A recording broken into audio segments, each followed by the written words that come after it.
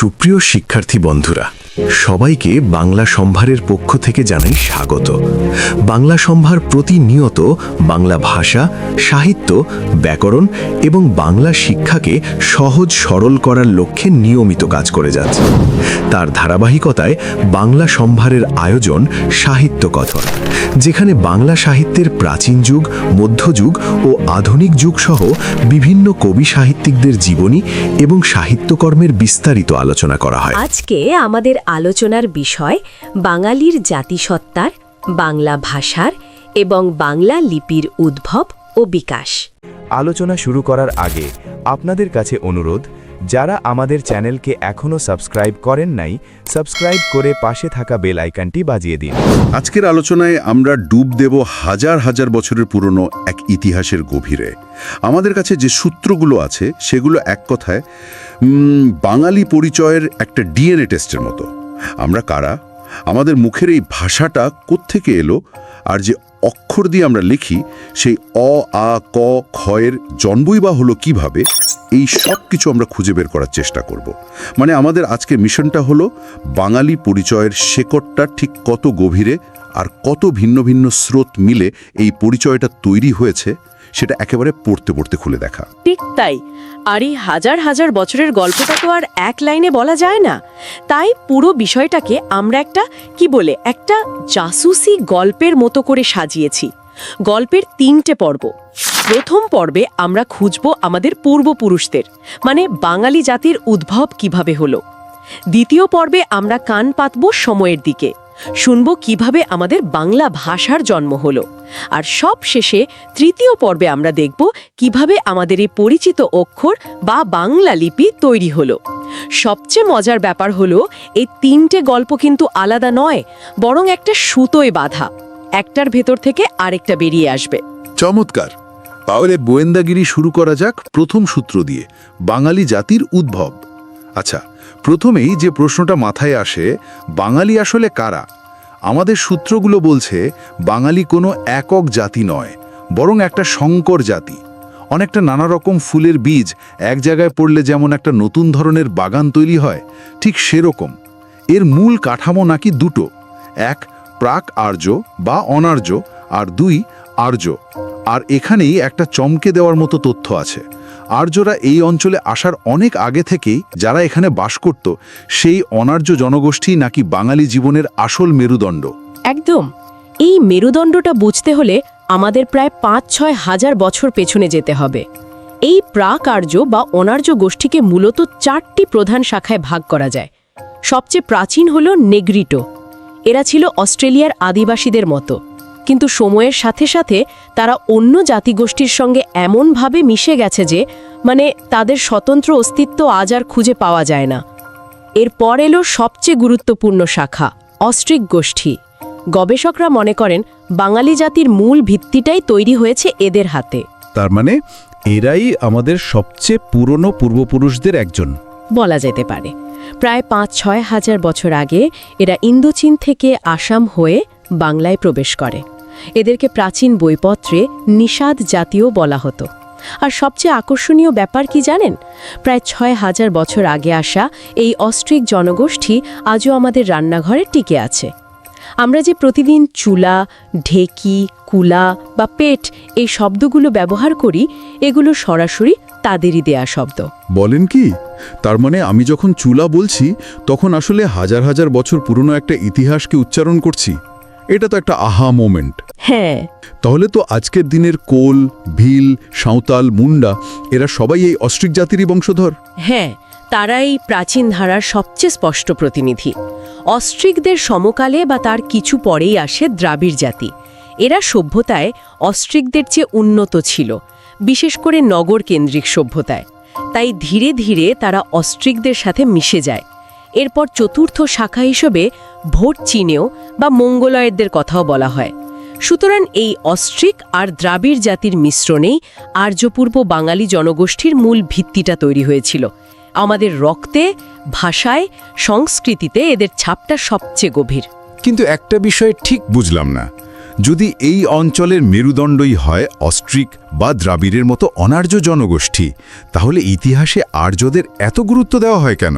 আর্যরা যখন প্রথম এদিকে আসে তখন তাদের সাথে এখানকার মানুষদের সম্পর্কটা কেমন ছিল? চমৎকার প্রশ্ন। এখানেই গল্পের আসল মোড়। আর্যরা যখন আসে তারা নিজেদের অনেক উন্নত ভাবত। আমাদের সূত্র বলছে প্রাচীন বৈদিক গ্রন্থগুলোতে বাংলার মানুষকে দস্যু, অসুর এবং অসভ্য বলে উল্লেখ করা হয়েছে। তারা এখানকার মানুষদের সম্পূর্ণ আলাদা এবং নিচু স্তরের মনে করত। এই মনোভাব থেকেই বোঝা যায় যে আর্য সংস্কৃতি এবং এখানকার স্থানীয় সংস্কৃতির মধ্যে একটা বড় সংঘাত আর দূরত্বের সম্পর্ক ছিল। তার মানে আর্যরা প্রথমে যাদের অসভ্য বলে দূরে সরিয়ে রেখেছিল, পরবর্তীতে তাদের ছাড়া বাংলার ইতিহাসই সম্পূর্ণ হতো না। ব্যাপারটা তো বেশ আয়রনিক। আচ্ছা, এই যে এতগুলো জাতিগোষ্ঠীর মিশ্রণ হলো, তারা কি একটা মিশ্র ভাষাতেই কথা বলতো? তাদের মুখের বোল কিভাবে আজকের বাংলায় এসে পৌঁছালো? চলুন এবার সেই গল্পটা শোনা যাক। ঠিক এখানেই আমাদের গোয়েন্দা গল্পের দ্বিতীয় পর্ব শুরু হচ্ছে, বাংলা ভাষার জন্মকথা। জাতির মতোই বাংলা ভাষাও একটা সংকর ভাষা। এর শরীরে নানা ভাষার রক্ত বইছে। আমার হাতে একটা দারুণ কৌতূহলোদ্দীপক তথ্য আছে। অষ্টম শতকে লেখা আর্যমঞ্জুশ্রী মূলকল্প নামে একটি বইতে উল্লেখ আছে যে সে সময় গৌড় আর পুণ্ড্র অর্থাৎ প্রাচীন বাংলার মানুষেরা অসুর ভাষায় কথা বলতো। অসুর ভাষা, এ তো রূপকথার মতো শোনাচ্ছে। এর মানে কি তারা আসলেই অসুরদের মতো ভয়ঙ্কর কিছু ছিল, নাকি এর পেছনে অন্য কোনো গল্প আছে? নাটকীয় তো বটে, কারণ অসুর নামটা আর্যদেরই দেওয়া। তারা যেহেতু এখানকার মানুষকে অসভ্য বা নিজেদের শত্রু ভাবত, তাই তাদের ভাষাকেও এই রকম একটা নেতিবাচক নাম দিয়েছিল। ডক্টর মোহাম্মদ এনামুল হকের মতে এই অসুর ভাষাই ছিল আসলে এই অঞ্চলের হাজার বছরের পুরনো অস্ট্রিক ভাষা। আর সেই ভাষার অনেক শব্দ, অনেক নিয়মকানুন আজও বাংলা ভাষার গভীরে লুকিয়ে আছে। কিন্তু বাংলা ভাষার মূল উৎস তো ইন্দো ইউরোপীয় ভাষাগোষ্ঠী, তাই না? তাহলে এই অস্ট্রিক ভাষার কি হলো? স্থানীয় ভাষাটা হারিয়ে গিয়ে বহিরাগত আর্যদের ভাষা কেন মূল ভিত্তি হয়ে গেল?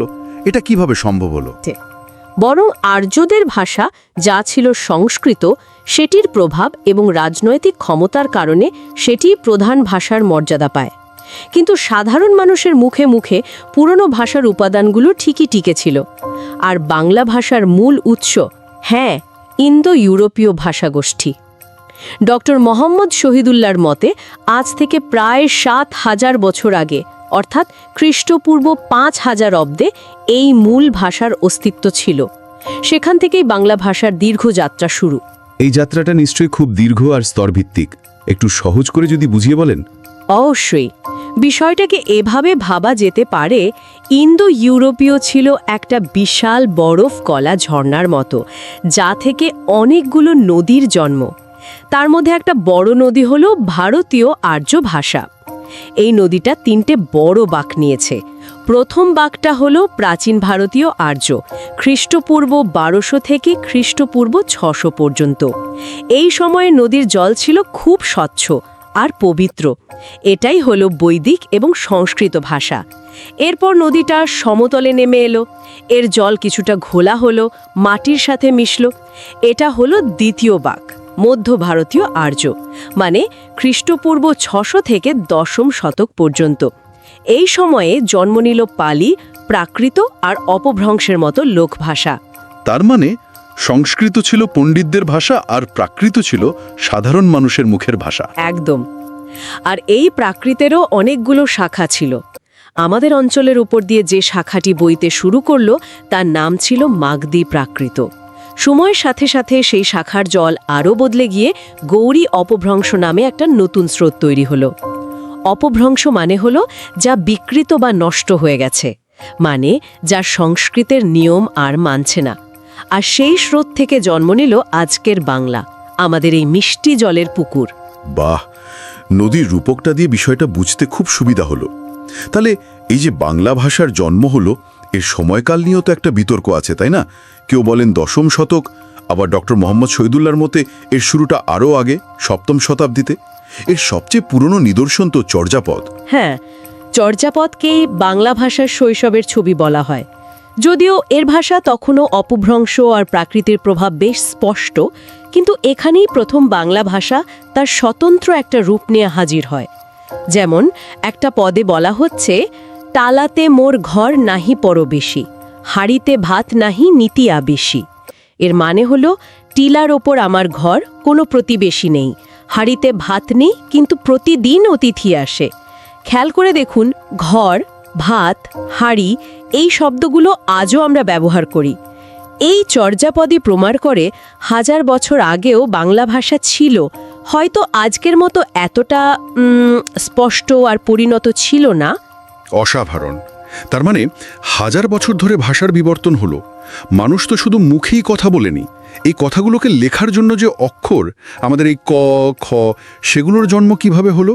এরও কি এমন কোনো নদী বা যাত্রাপথ আছে? এরও একটা চমৎকার যাত্রাপথ আছে, অনেকটা একটা বিশাল বটগাছের মতো, যার ডালপালা সব দিকে ছড়িয়েছে।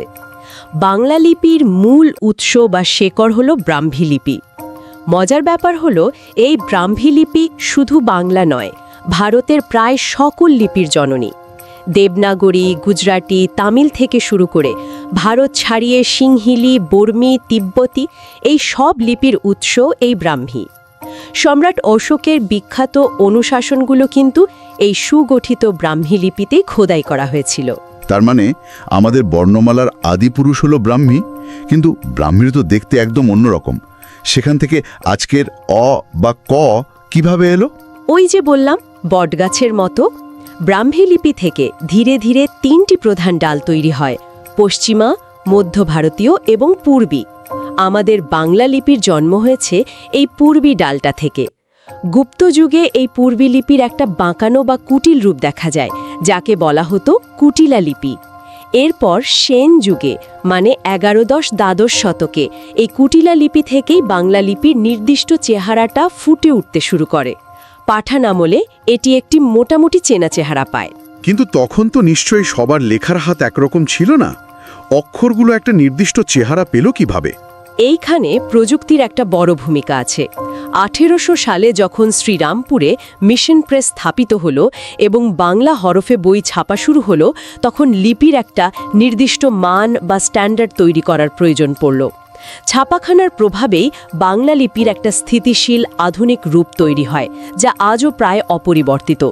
আর একটা মজার সংযোগ হলো, আমাদের প্রতিবেশী আসামের লিপির সাথে বাংলা লিপির পার্থক্য খুবই কম, মাত্র 2-3টি অক্ষর ছাড়া বাকিগুলো দেখতে প্রায় একই রকম। কারণ এই দুটো লিপি আসলে যমজ ভাই, দুটোরই জন্ম একই পূর্বী লিপি থেকে। তাহলে জাতি, ভাষা আর লিপি, এই 3টে রহস্যের জট ছাড়ানো গেল।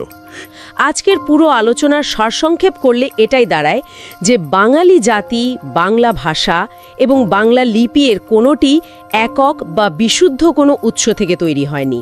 এটি হাজার হাজার বছর ধরে চলা নানা স্রোতের মিলনের ফল। নেগ্রেটো, অস্ট্রিক, দ্রাবিড় থেকে শুরু করে আর্য, তুর্কি, মুঘল, ইউরোপীয় সবাই এই পরিচয় গঠনে ইট গেঁথে দিয়ে গেছে। অস্ট্রিক ভাষা থেকে শুরু করে সংস্কৃত, প্রাকৃত অপভ্রংশ হয়ে আজকের বাংলা ভাষা তৈরি হয়েছে। আর ব্রাহ্মী লিপি থেকে জন্ম নিয়েছে আমাদের বর্ণমালা। এই পুরো বিষয়টাকেই রবীন্দ্রনাথ ঠাকুর অসাধারণভাবে একটি বাক্যে ধরেছেন।